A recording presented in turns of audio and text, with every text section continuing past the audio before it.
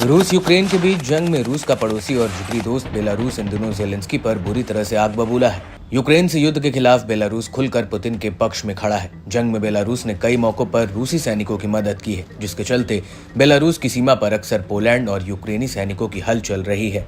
Belarus की सीमा पर यूक्रेनी सेना के साथ तनाव बढ़ता जा रहा है। बेलारूस की सैन्य रिपोर्ट के मुताबिक यूक्रेनी सैनिकों का उसकी सीमा पर लगातार जमावड़ा हो रहा है, जो कि बेहद चिंताजनक है।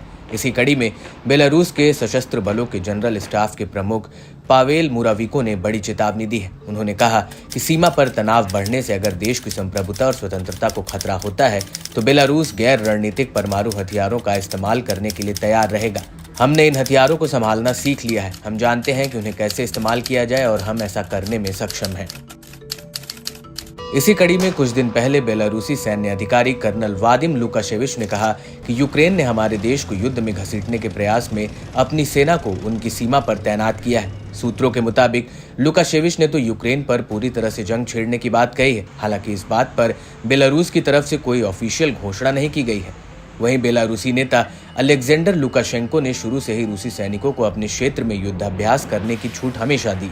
बता दें कि रूस ने 2 साल पहले यूक्रेन पर आक्रमण करने के लिए बेलारूस का ही इस्तेमाल किया था। हाल ही में रूस और बेलारूस ने 21 मई 2024 को गैर रणनीतिक परमाणु हथियारों के संयुक्त युद्ध अभ्यास करते हुए परमाणु हथियार अभ्यास शुरू किया। रूसी रक्षा मंत्रालय ने कहा कि उनका उद्देश्य संघ राज्य के रूप में जाने जाने वाले दोनों देशों की संप्रभुता और क्षेत्रीय अखंडता को सुनिश्चित करने के लिए सैनिकों और हथियारों को तैयार करना था।